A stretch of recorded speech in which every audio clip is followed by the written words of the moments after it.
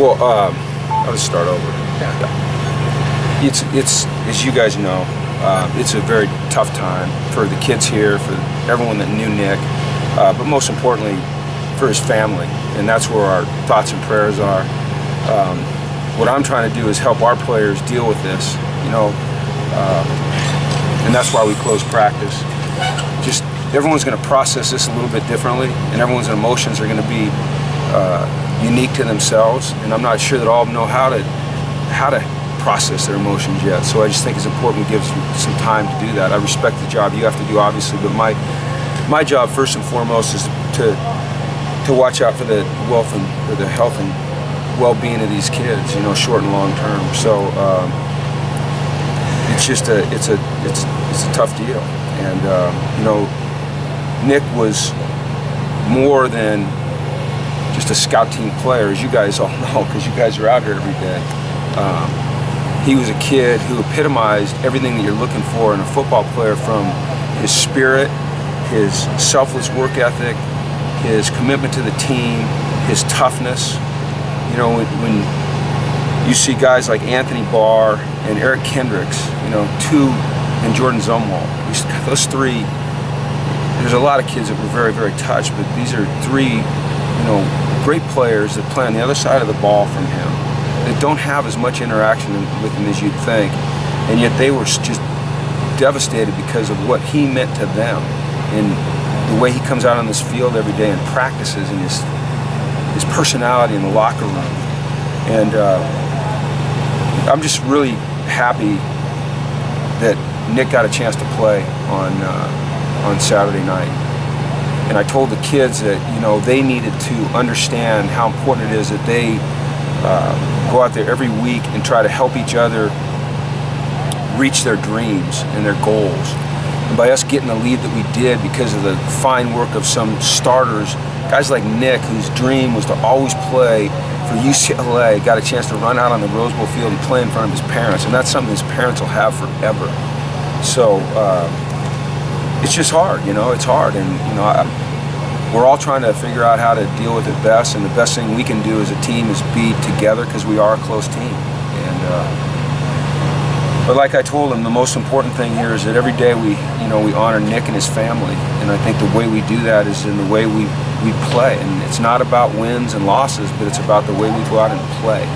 And I think our kids understand that. So just trying to get through it. What are the challenges to harnessing the emotion and pointing it towards Nebraska at this point? It's really hard, and we haven't really, you know, we've worked on Nebraska, but we haven't got to that point with the kids just because it's raw and it's fresh. And what I told them is that, you know, everybody on that team, everybody in that locker room has a different relationship with Nick, knew him in a different way. And so whatever they were feeling was okay. You know, for those that wanted to cry, that was okay. Those that wanted to tell a funny story and laugh, that was okay. There's going to be kids in there that really maybe don't feel a lot, and they shouldn't feel guilty about that. That's okay, you know. And I think that, you know, it's not necessarily, like I said, about Nebraska. It's about, you know, UCLA football was really important, not only to Nick, but to his family. You know, the fact that he got to play football here was a dream come true for him and for them. And so I think we need to honor that and shine light on that with the way we play. So when they turn on the TV, that our efforts reflect what their son was, and that's what I told them. So, yeah, that's what I told them. Is there anything formal going to be done with the number 36 on a helmet, or? Yeah, we're gonna wear a 36 patch on our jerseys. The reason I went with a jersey rather than helmet is I want it to be prominent. I want people to see it, and when it's on the helmet, it can blend. There's a lot of stuff on the helmet, but it's going to be right here. Nebraska players are going to wear a 36 emblem on their helmet. Nebraska is a classy institution, as everybody knows, and they're going to have a moment of silence for Nick before the game. And then there'll be other things that we do that are in the works. You know, I think what's important here is that, you know, we have to help his family through this. That's our job, that's our responsibility, I think.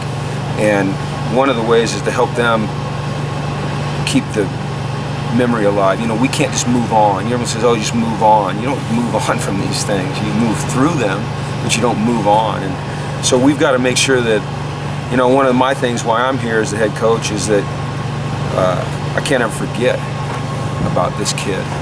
You know, I can't ever forget that there's a family out there that lost their son, and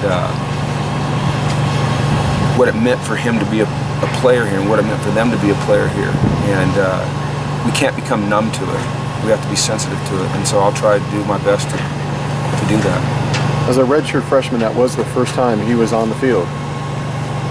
And it was, you know, here's what shows what our players thought about Nick. As coaches, you get caught up in a game, okay? You get caught up in the game, and you know, at some point in the game, you're starting to think about guys you can put in and play. But it was our players, it was Jordan Payton and some of the other receivers that went to Coach Yarbs and said, hey, we got to get Pac-Man in. Don't forget about Pac-Man, get Pac-Man in. So, you know, I've heard people say he was our Rudy. He wasn't our Rudy, all right? And here's why he wasn't our Rudy. He was our Rudy in the fact that he was inspirational, but he wasn't our Rudy because he could play football. We didn't just put him in there to run a couple plays. That kid was a football player. So. You mentioned yesterday that, you know, you guys called him Pac-Man, you called him Manny Pacquiao. Can you talk about, you know, his toughness as a player and, you know, what he stood for? Yeah, I mean, it started out with Pacquiao. I think it was the linebackers. I think it was mostly the scout team that started calling him Pacquiao. And then it became Pac-Man, just because it's easier. Pac-Man, it became easier to say. But he's a tough sucker, man. He's a tough sucker. He was, what, 5'7", buck 65, 70.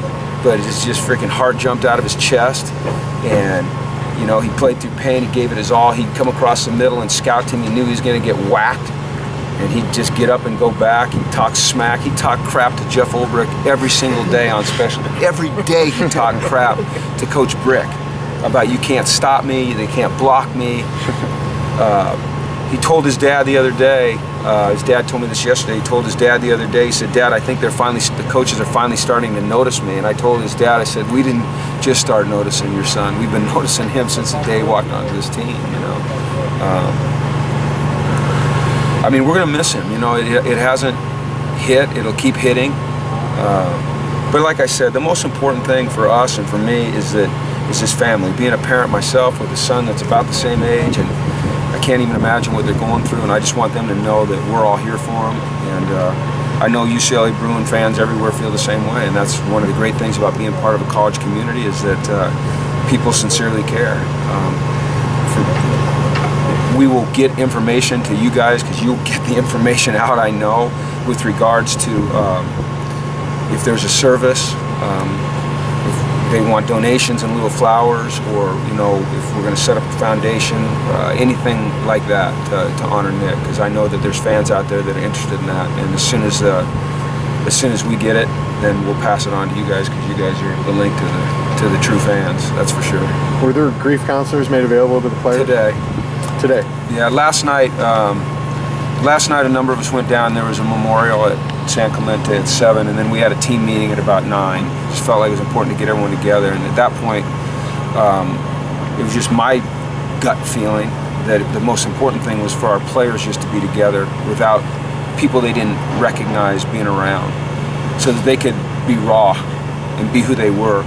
And but now there's people available to them. UCLA has great resources, and they're available. Our team chaplain, our basketball team chaplain, both available. And, you know, everybody processes it in a different way, and I just want the kids to understand that that's okay. You know, it's okay. Whatever they feel is okay. You ever been through anything like this? No, and I don't want to go through it again. And you wouldn't wish it on anybody. But once again, you know, it's about the family. You know, it's about the mom and the dad and his grandfather, who just got off an airplane back from his reunion, and it's about his aunts and uncles and sisters and brothers, and making sure that we, you know, we protect them and show them that we love them, care about them, and how much we cared about their son. That's what's, to me, that's what's important. I mean, they're the people that need to feel the love and the warmth. So. Was that as emotional of a team meeting as you can remember ever having? It was dead quiet. You know, it's not like you have a plan for something like that. You know, it's not like, you know, I could write something down on paper and go in and say it to the kids, and it would make it better. So it was just very quiet. Yeah, it was quiet. This is a great group of kids, you know. I mean, they care about each other, you know. They really do. I mean, yeah, they fight. They're like a family, though, you know. And they grow. When you go through the things that we go through, you get close. And we're talking about life and death and then like that, you know, war. But we're talking about, you know, some challenges, and they get close, and so it affects them, you know. But they're kids still, and so we have to help them figure out how they're feeling, how to get through it. And you know, it's unscripted for me, so I'm just going to do the best I can. What's your favorite memory of Nick?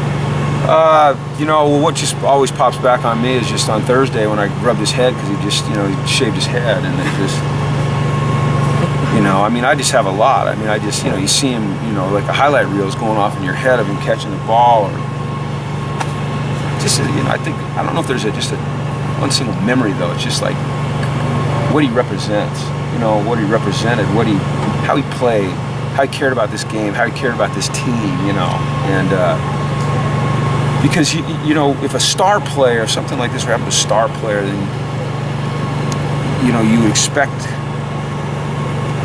maybe certain feelings. Well, the same feelings are there with Nick, because he just, I don't know, the kids loved him, man. You know, I mean, they loved him. They loved him. So it's been hard. It's been hard. So anyway, so thanks. Thanks, Jim.